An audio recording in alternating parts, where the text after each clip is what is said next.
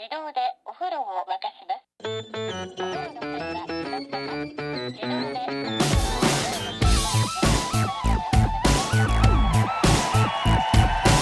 Hello and welcome to another episode of No Such Thing as a Fish, a weekly podcast, this week coming to you live from Dublin!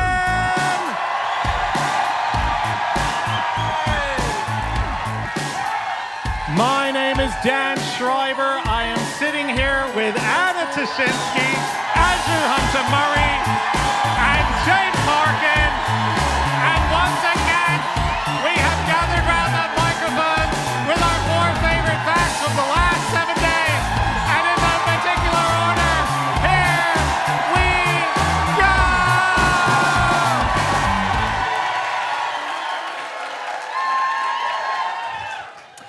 Okay, calm the fuck down, everyone. Starting with fact number one, and that is James. Okay, my fact this week is that in 1954, it became illegal to bathe completely naked in East Germany. So naturists started going to the beach wearing nothing but a tie.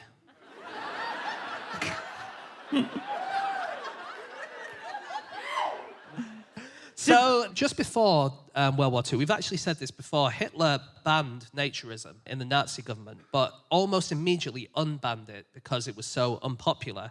And then it kind of became part of the Nazi tradition that, you know, we're going to allow people to be naked if they want to be nudists if they want. And so when East Germany became a country and they wanted to be away from the fascists and with the communists, they saw naturism as like this fascist symbol from the past. And so they decided to ban it.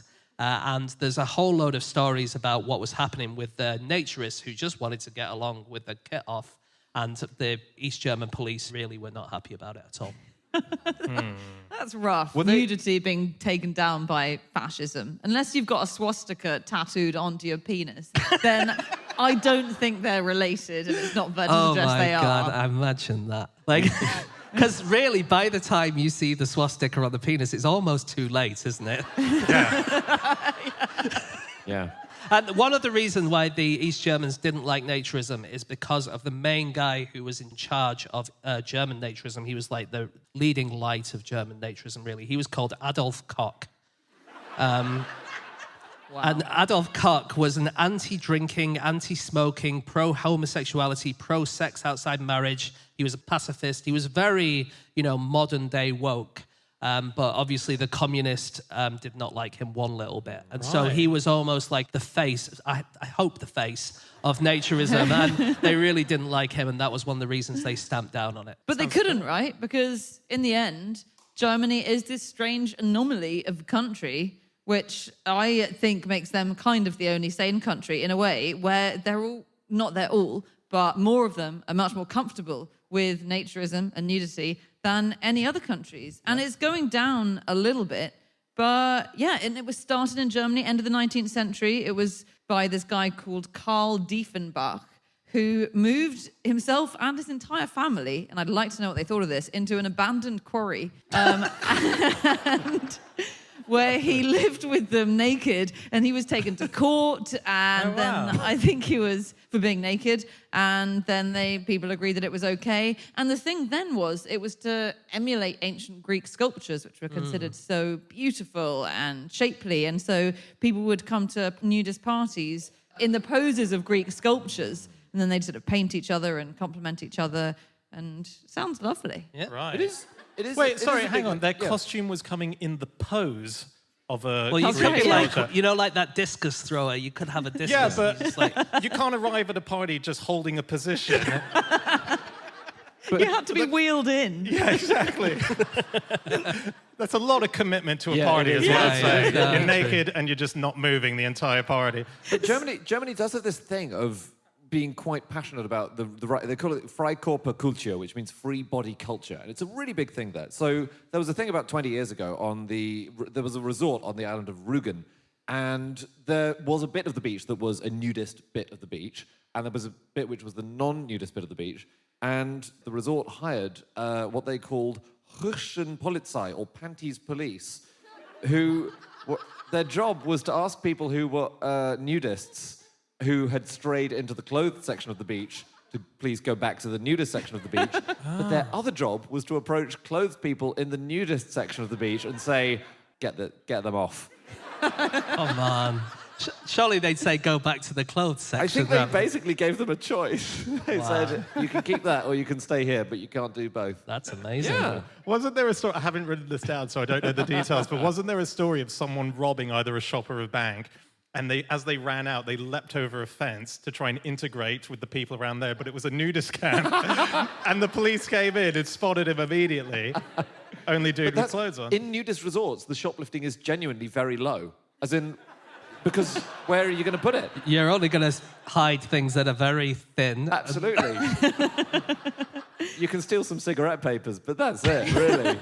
And no one's smoking those cigarettes. That's like Cape d'Agde, which is a French holiday resort. Yeah. Which I didn't know about, but it's a full-on naked town. And in the summer, the population reaches 40,000, which I guess is just mostly visitors. But it's quite odd because the visitors don't wear any clothes, so everyone's naked. But there are lots of shops and the post office and banks and stuff like that. And all the people who are serving them in those places are fully clothed. So it's very surreal, like lots of naked customers and then just in uniform bank teller giving them their money that they can't keep anywhere. But yeah, there's very little crime, and they refer to the clothed people that you can see on the opposite bank as textiles. That place, Cap d'Agde, I think it's having a bit of an identity crisis at the moment because it's turned into a very sexy place, and swingers are starting to turn up, and the nudists are a bit put out about this because A, naturism is not about sex or sexiness; it's about being natural and in the, feeling your body in nature. I don't think it's a completely incomplete Venn diagram, though. Is the Well, yeah, this is the thing. So the naturists genuinely are saying we're not swingers, and the swingers are turning up. But the other thing is that the swingers turn up and wear sexy clothes, and the naturists hate this. Oh, really? Yeah. Yeah. Yeah, someone was saying most of the shops there are weirdly clothes shops, but they're selling kind of S&M Assless chaps, fetish. that sort of stuff. Exactly. Yeah. Which absolutely is not what naturism is, really. It's about kind of innocence and being freed from these constraints Anyway, look, I've got a speech I'm giving afterwards. TED Talk.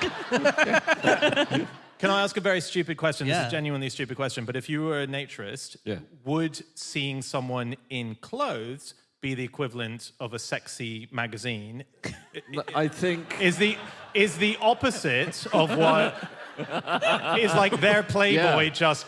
I don't know. They go to clubs, actually, and they watch people wearing heavy tweeds dance around the pole. There was a bit of a moral panic back in the East German days, what I'm talking about now. So there was a moral panic that people who were clothed and were walking past the German naturists were having their clothes stolen and being thrown into the sea. And there were a few reports, and we think it probably didn't happen, but they were just fake reports that it was happening. Wait, clothed people? So you're a normal clothed person, just going about your business in Germany. Yeah. And then suddenly a load of naked people come along, they grab all of your clothes, they rip them off and say, this is a naked place, and then they throw you in the sea. Wow. They throw you in the sea? Yeah. Genuinely, that was one of the reasons why they tried to ban it, because this kind of moral panic came and it was in the newspapers that this was happening, and everyone's like, oh my God, I'm just going to be walking down the streets in Berlin and people are going to rip my clothes off. We need to stop these naturists now. Good identity parades you'd have at the end of all that, wouldn't you? I recognise that swastika right there. Can you ask him to do the salute? Oh my God. There was some small justification to being paranoid about it being co-opted by, well, perverts. So in the 1930s, when the movement started to take off, there were fewer than 10,000 members of the Naturism Society in the UK, but the second issue of Sunbathing Review, which was the euphemistic name for the nudist magazine, sold 50,000 copies. And there was a small suspicion that some of the people buying that were not actually nudists. They just wanted to see loads of naked people, which makes sense. Yeah. And photographers for that magazine used to ship models to nudist beaches, take photographs of them, and then leave. But that was a big thing, wasn't it? So around the world now, the article that I read, there may be more now, but there's 4 nudist libraries in the world today. Really? So a nudist library, it's a combination of 2 things. One is it's a library about nudity. So it's just got magazines, it's got books, anything that is about nudity. So the magazines that they have are not Playboy or anything to do with sexuality. But in the 60s and 70s, there was a boom when a law got taken down to say that nakedness could be represented in magazines. And a lot of magazines with nudity were printed. And so this is a library that has all of that. But you are allowed to be naked in it as well. It's a nudist library. Here's one thing that happens to nudists. This is according to Stéphane Deschênes, who is the new co-president of the International Nudism Federation. He was interviewed recently about nudism, and he said that one thing you can get if you're a nudist is you get phantom clothes. Okay?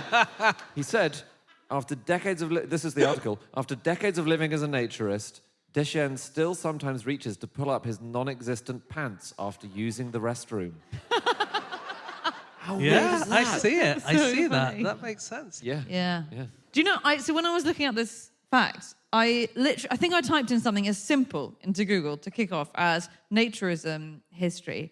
And one of the first results was Naturist Cleaners, which is the UK's leading naturist nude cleaning service. I cannot believe this exists. So naked people come to clean your house, and it's a professional cleaning service. I mean... I feel like I would have to hire another cleaner for wherever they'd sat. It's like, oh my God, no, don't sit there, don't sit there.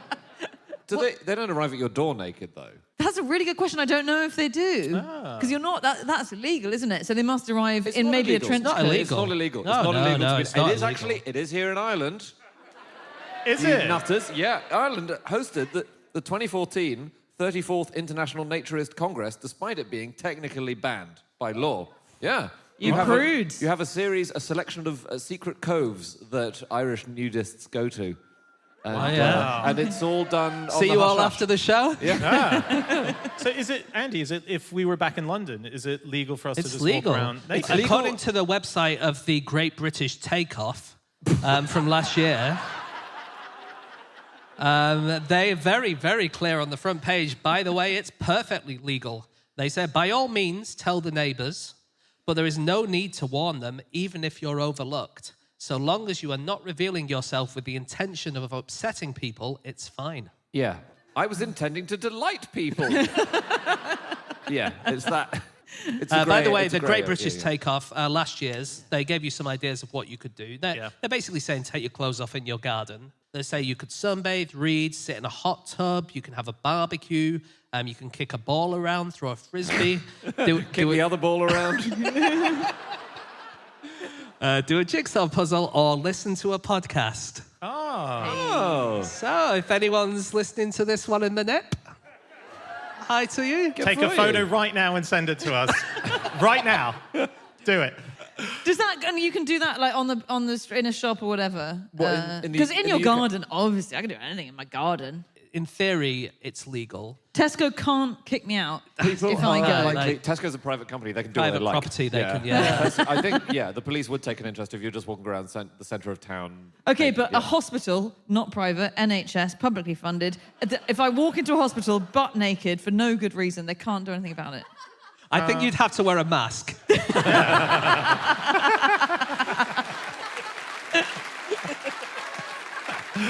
All right, look, we need to move on to our next fact. It is time for fact number 2, and that is Andy. My fact is that in 1998, 1/10 of everything sold on eBay was a Beanie Baby.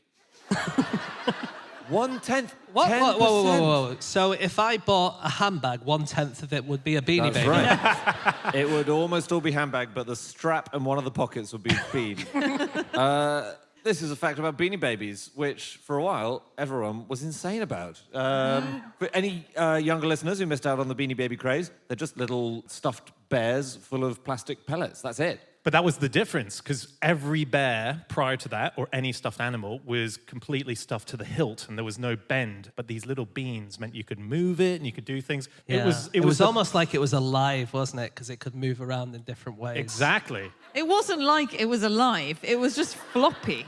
It was a floppy teddy. And to be fair, I hadn't actually realised until researching this fact that that was the innovation. You know, because you grow up with Beanie Babies, you think it's always been like this. Was there ever a time before this kind of vibe?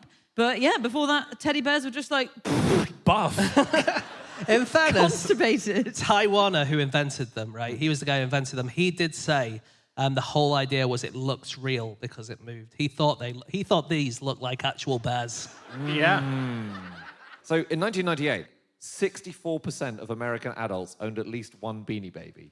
That Supposedly. is ridiculous. I mean, I it's saw insane. that and I didn't believe it. In 1997, 64%, like you say, owned a Beanie Baby.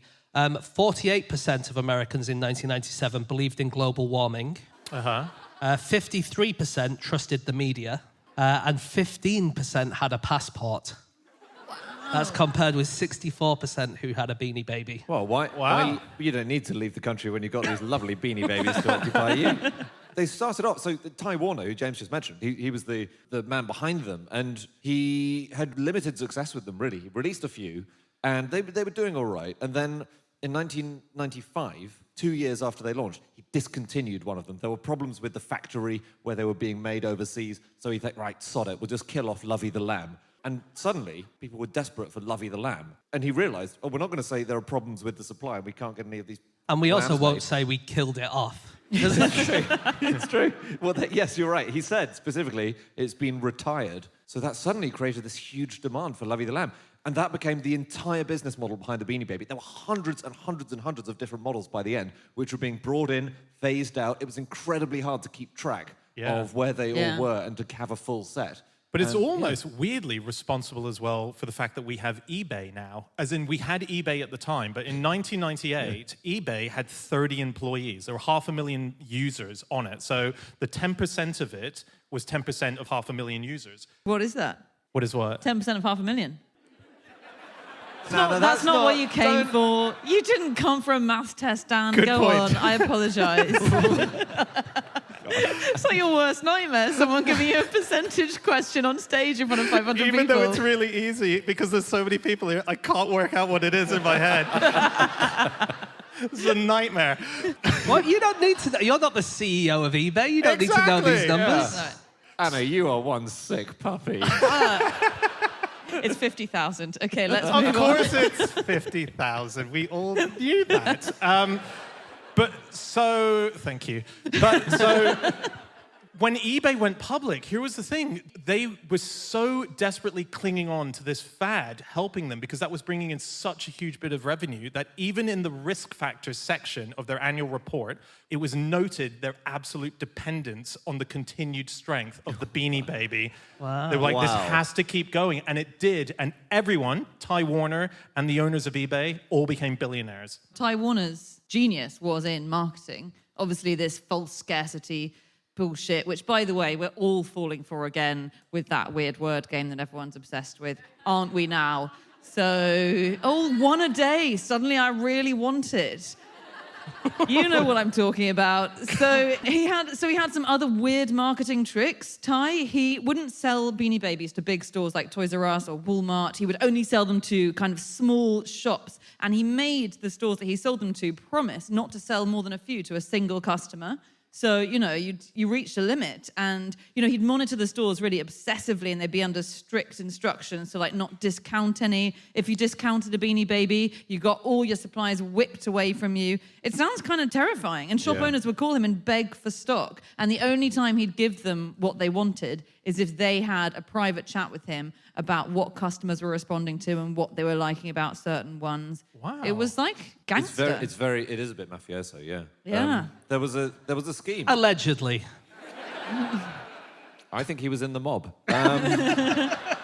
Anyway, there was a thing in Illinois in 1998 where there was a small police force in a place called Kankakee, Illinois, right? They said that if you have an illegal gun, but you hand it in to us, you will get a free teeny Beanie Baby. which was No way. a special small Beanie Baby that had been made. They got 40 people handing in guns in exchange for a Beanie Baby. But they were huge. Like the resale value of the teeny or any of the Beanie Babies was massive. And there was, okay, yes, he went with the independent stores to begin with, but one big decisive moment for the company was when he paired up with McDonald's for the Happy Meal. And so he did the Happy Meal, and they were teeny Beanie Babies. And they did 100 million of them, and they just went so quick. And it caused chaos for McDonald's. McDonald's were saying that people were ordering 100 Happy Meals and saying, keep the food, we just need the babies. They did television adverts over the worry that massive crowds were coming and the safety of the employees were in jeopardy. And they were like, please stop. It got to the point where people were calling up to order things, and the people were answering the phone by saying, good morning, McDonald's, we have the moose and the lamb. But then surely you want either the beef or the chicken, usually. It's going to be confusing. Yeah. I have a tangentially related gun fact, since Andy mentioned guns. Yeah, cool. Ty Warner was called H. Ty Warner, right? That was his full name. And the H in his name, he said, just didn't stand for anything. But the reason he was called Ty was because he was named after Ty Cobb, who was a famous baseball player. Yeah. So then I just got distracted reading about Ty Cobb. But I found some weird similarities. Ty Cobb's story is amazing. He was a baseball player at the turn of the 20th century, so it's not too dark anymore. But basically, his mum... We'll be the judge of how dark it is, Anna. I think the people of Dublin might be the judge of this. You're going to be traumatized. Ty Cobb's mum shot his dad dead when... It's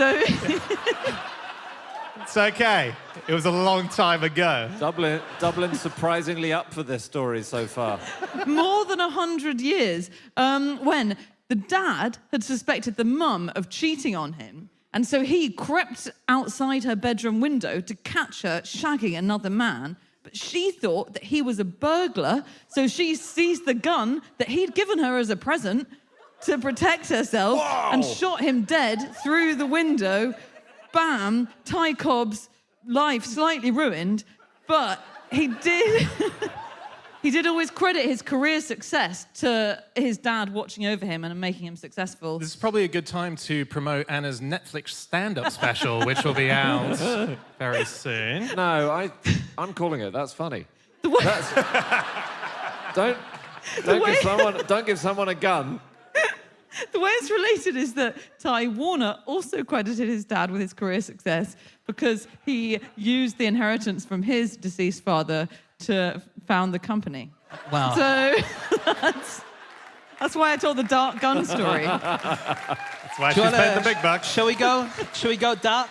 Shall we keep going dark? Let's go dark. This is according to the new book. So this is The Great Beanie Baby Bubble by Zach Bissonette, which a lot of, at least the stuff that I've been reading has come from. And he said that when Ty Warner, so the guy from Beanie Babies, when his father died, he waited for 5 days to tell his sister so that he could clear out his father's antiques collection. Ooh. Wow. To take for himself? Yeah. Or Yeah. yeah. His employees don't speak well about him. I do, because he's still alive, and I don't want a billionaire to sue us. I think he's ace, but yeah. Although he was done for tax evasion, wasn't he? yeah, He he's was. a good guy. He had $100 million, which was in a secret Swiss bank account. Yeah. And every time he was asked on the tax forms, do you have money hidden overseas, he would tick the no option. And he did that for years and years and years. He had a rookie error, basically. The Wall Street Journal had said that he didn't really have very much money, not as much money as he said. And so he took out a full-page advert in the Wall Street Journal saying, I've got fuckloads of money. And the IRS went, oh, you do you? Just another story very quickly that I just love all these fights over Beanie Babies. And there was a divorce that got taken to court. And during the divorce proceedings, one of the sticking points, which the judge got frustrated about, was the fact that the couple couldn't decide how to split up their Beanie Baby collection. And in the courtroom, the judge ordered them to actually split them up in the room by pouring the Beanie Babies onto the floor and getting them to each pick one at a time. Oh, And like you pick a football team. Yes, exactly, like a football team. And this is my favorite paragraph in the article is, I don't agree with the judge's decision to do this. It's ridiculous and embarrassing, Frances Mountain said, moments before squatting on the courtroom floor alongside her ex-husband to choose the first from a pile of stuffed toys. We're going to have to move on, guys, to our next fact. Yeah, we can. Yeah, should we do it? Okay, it is time for fact number 3, and that is my fact. My fact this week is that due to the interests of its production coordinator, Michigan State University's planetarium not only dedicates itself to space science education, but also houses the world's only moist towelette museum. And this is it here, the Moist Towelette Museum.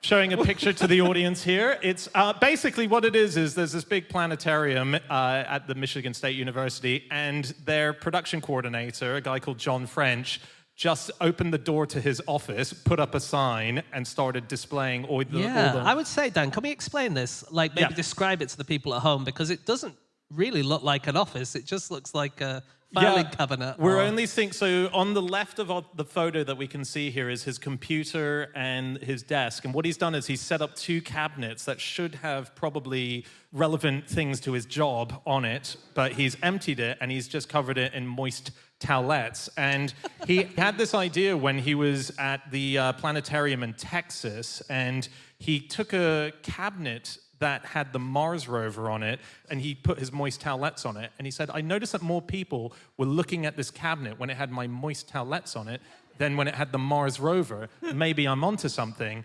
And I guess no one had a choice in the matter, but he now runs the only museum that has it. And it's fascinating. He's got 1,000 of these things, and people all over the world send it to him. And moist towelettes are incredible. The variety out there that we have of them is... It's not that much, actually. Oh, no. I mean, there's specific ones to wipe on your fingers for when they're blackened by a typewriter. There are ones that you should use called Radiac Wash to wipe away when you're radioactively contaminated. Wow.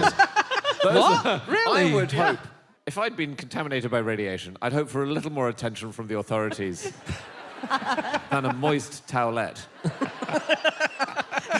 That's very much the final thing we do after the big shower. No, there was just an air stewardess walking through Chernobyl, okay? A moist towel, anyone? Dan, this is the most punishingly dull area of... I think we may ever have covered What? the moist... This is incredible. The world of moist towelette. Well, I've been captured by it too. Look, I found myself getting deep into moist towelette world because there are interesting, very interesting elements to it. For example, did you know that 6% of moist towelettes are used on cars? Unbelievable. You see? But that's interesting. Yeah. Wet wipes, 6% used on cars. You wouldn't have thought that, I would wouldn't you? have thought that. You Yeah. wouldn't have thought it. No, guys, give it a chance. This is a fascinating thing. French has been doing this, John French, for 20 years, and he's even found the holy grail of moist towelettes, which he's... The moist towelette that Christ used at the Last Supper. Yeah, the Turin towelette So is... exciting. It has his finger marks on it. No, he found, so he's only got it... John French has a website. I highly encourage you to check it out. He can't reply to everyone who gets in contact with because he is inundated. And there is an address, and if you'd like to send your own moist towelette to him, do send it unused. He does have one which is used, but he doesn't encourage it. It's a celebrity one. It's a celebrity. So if you're a celebrity in the audience tonight, use it first. Who was it? Elvis or... It was... No. Do you mind if I take this one, Go Dan? for it. It was donated by Tom and Ray Magliozzi. So I don't need to tell you guys who they are, but for any listeners at home, they host NPR's Car Talk show, and the moist towelette they sent him was used to clean off some grease from a car once. So one of the 6%. There we are. One of the 6%. So you can understand why he made an exception for that incredibly famous towelette. But so on his website, he has what he says is the holy grail of moist towelettes. They're just Dan, not for sending fuck's it. sake, tell us what this is. So it's a series of Star Trek moist towelettes, which have the image of Captain Kirk and Spock on them. I've seen them. I've seen the photo on his website, and yeah, they look impressive. What, they just have a photo on the towels? No, wait, it's on not the on the packaging. towels, on the packet. It's on the packaging. Anna, You're not we going to don't put have that kind of you're not gonna put technology. ink on it. Come on, Anna, calm down. Christ alive. Anyway, so I knew it was a good idea to do this fact tonight. I can feel we're... Do you want to know something about the history of moist towelettes then? Yes, course. please. All together now? Yes! Great. Someone said no. Get out. Out! Wrong room. You do not belong here. Look, the reason they became the phenomenon they are today and the reason we're all so excited by them is because of a guy called Arthur Julius and the Colonel.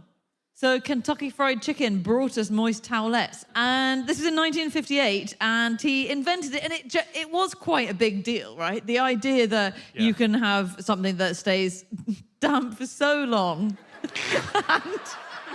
and that doesn't disintegrate when you're cleaning stuff. It's pretty amazing technology. Absolutely. Damn straight. So he struck a deal with KFC. Struck a deal with KFC to provide a free wet wipe with every KFC meal, which works because they're finger licking good, but even licking your fingers sometimes isn't enough. And that's where they took off. Like everyone at KFC got a wet wipe. It's quite amazing that kind of how moist they keep. It's extraordinary. Do you have data? They advertised it. KFC advertised it as what your tongue doesn't get, the wet wipe will. Someone just commented, that's my Tinder bio. So.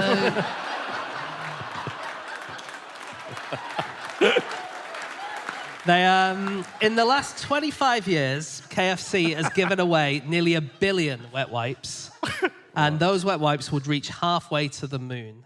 Overall, the amount of wet wipes that this company, Nice and Clean, have made in America is 150 billion, and that would go to the moon and back about 30-odd times, something like that. Really? It's like so many. Wow. But the thing is about the moist towelettes is they make so many of them, and basically people flush them down the toilet, don't they? Yeah. And they so turn by the into way, the fat fact that birds. you've been cheering them so far is disgusting because they are basically the bad guys of the modern day. They're very Environmentally, bad. they're a nightmare. Very bad. Yeah. They make fatbergs, basically, and they the biggest fatberg in the UK, quite recently found in Liverpool. It weighed 400 tons, and it was 250 meters long. Wow. And if you add that one to one that was found in Birmingham in the same year, those two fatbergs alone would weigh more than the giant statue of Christ in Rio de Janeiro. Wow. But no one has suggested a switch.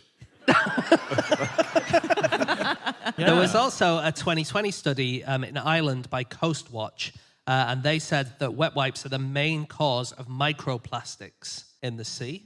You know, like these tiny little bits of plastic, and it's because little threads come off the wet wipes and they end up in the sea. And there's a teenager called Fionn Ferreira. He's an Irish teenager, and he's developed a technique to remove this microplastics. And this original fact was about planetariums. Yeah. And he also worked as a curator at Shull's Planetarium in County Cork. No. So it's another... Yeah. Wow. So there's something isn't it? about planetariums and wet wipes where they're just kind of drawn together. Well, just what I'm one taking extra from- coincidence. Yeah, that I I'm found. taking it, there's a link. The first ever use of the word wet wipe, phrase wet wipe, was in 1966, and it was from a NASA study. This is really cool. It was a study called Effect of Diet and Atmosphere on Intestinal and Skin Flora. So basically, they were trying to work out that was sarcasm when I heard it. It was a study trying to work out the influence of space flight, what it would do to the microorganisms on your skin. And they got, I think, 16 men, and they studied them, I think, in space-like conditions. I don't think they actually sent them to space. And they were kept in one environment for 42 days, and they were being kept without doing much washing, and their microorganisms on their skin were being studied, like areas including, I'm quoting here, the ear, eyes, nails, umbilicus, anal fold, you name it. The umbilicus. Yeah, the Belly button? The belly button. Okay, we'll just call it the fucking belly button, guys. Yeah.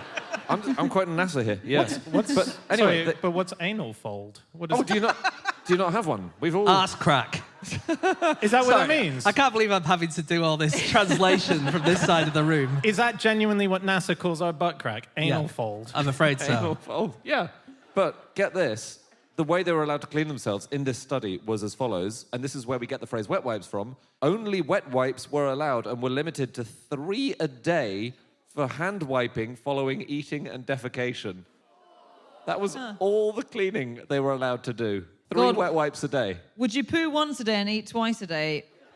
Or vice versa. I think the number of times you poo on a day depends on how much you eat a day. That's a good point. Well, they're not allowed to correspond, James, so... I would go for like 3-0, but on alternate days. I love that. Guys, we're going to have to move on very soon to our next fact. Our final fact. Shall I quickly just tell you one thing about planetariums or planetaria? Yeah. One of my favorite ones is in Moscow Planetarium. I've been there. It's really, really good. They have a really, really massive dome. And what is cool about it is the outer dome is only 8 centimeters thick at the top. Goes down to 12 centimeters thick at the bottom. It's really, really thin. And that means that if you shrunk it down, it would be thinner than an eggshell. This is this planetarium. If it was the size of an egg. If it was the size of an egg. That's amazing. And the reason I bring it up is for you, Andy, really, because it has a load of insulation in this. And guess what it's made of? Oh, God. Is it moss? It's moss.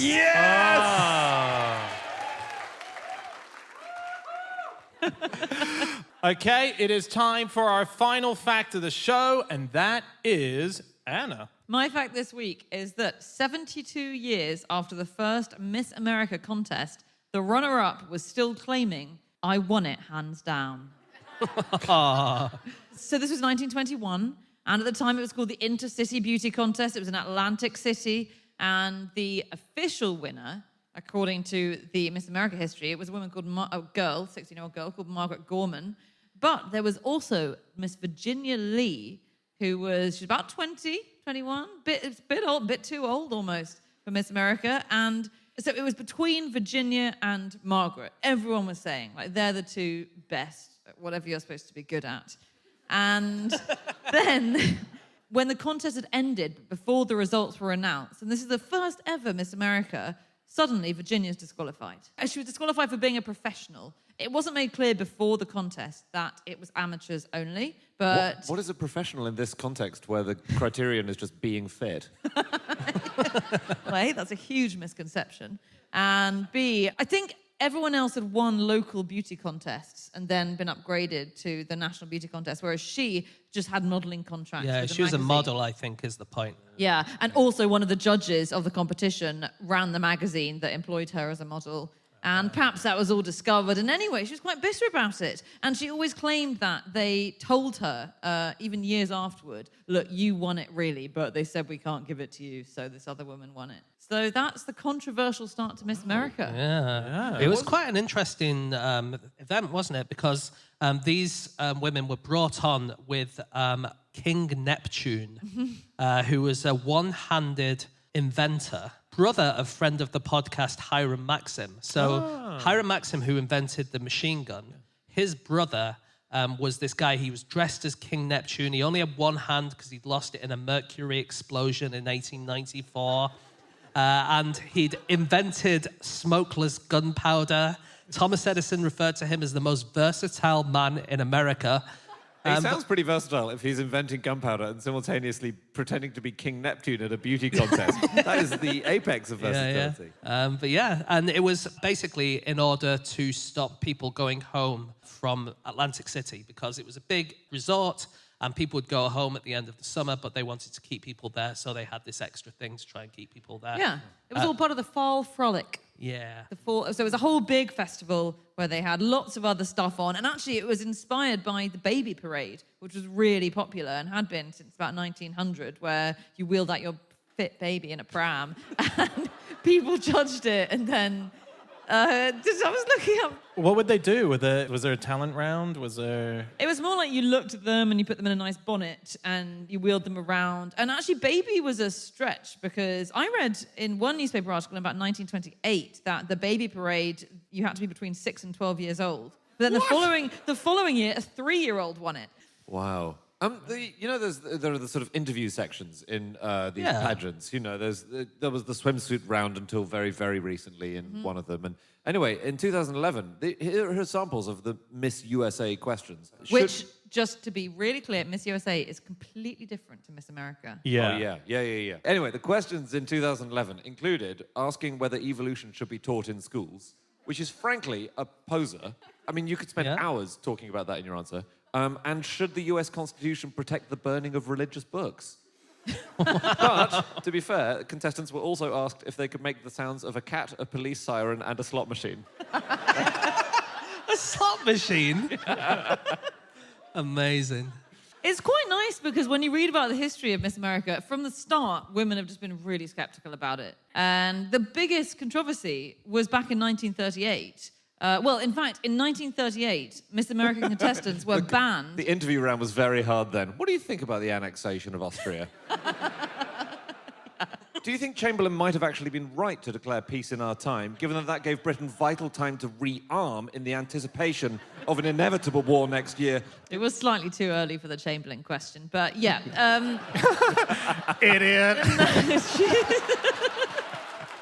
No, in 1938, Miss American contestants were banned from spending time alone with a man for the week before the pageant results were announced. And that was because in 1937, and this is a huge deal, Miss America, but the winner of Miss America, instead of being there for the ceremony when the crown was placed on her head, was absent because she'd run off with her chaperone for the week. And the crown had to be placed on an empty chair. Oh, wow. It's such a good story. Just give it to someone else, wouldn't you?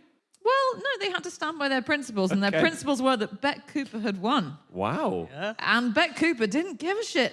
The only reason she'd entered was because her family kind of wanted a holiday in New Jersey, and they were kind of against the contest, but they were like, come on, our daughter's not going to win. Look at her. And genuinely, they were like, you'll never win, so it's fine. And she did win. And they had a chaperone for the week, like a driver to drive them around the events the week before the event. And she liked him. She started flirting with him. He was called Louis Off, and she ran off with him. Ah, Yeah. nice.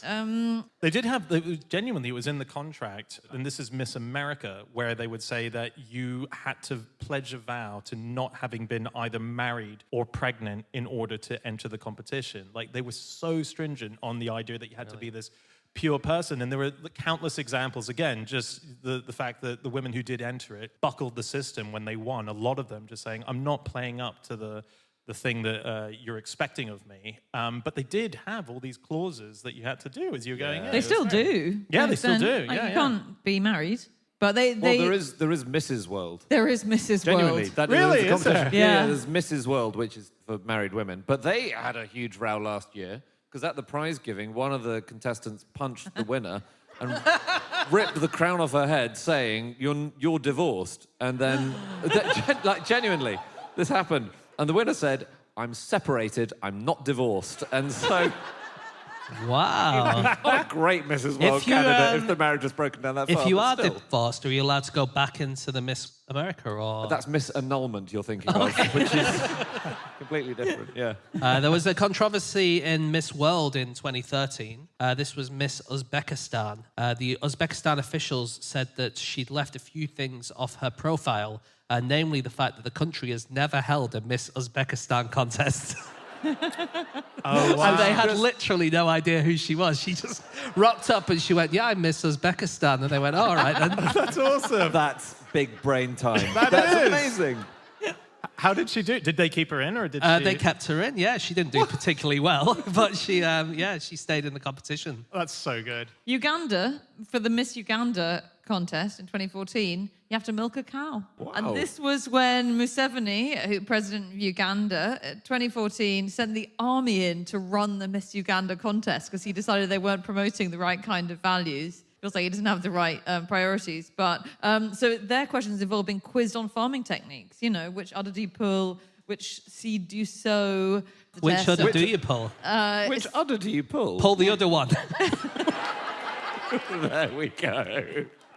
In Miss Navajo, you have to know how to butcher a sheep properly. Miss where? Navajo, like the Native American people. There's one question that someone got in 2012. They were asked, "What are you supposed to do with a sheep's head?" Any ideas? Depends really what your interests are, I suppose. Let's. Is that the ventriloquism act that comes up later in the talent round? Let's say if you want to cook it. I'd curry it. Sheep's head, yeah? Yeah, you can't taste any of it in the end, can you? Yeah, not in the Navajo people, because this is all about you have to know all about the Navajo customs from history and stuff. Julienne. Chocolate Julienne. No. No? You wrap it in aluminium foil and put it on the fire. Can't be that old a tradition if it involves aluminium foil. And a couple of wet wipes and you're done.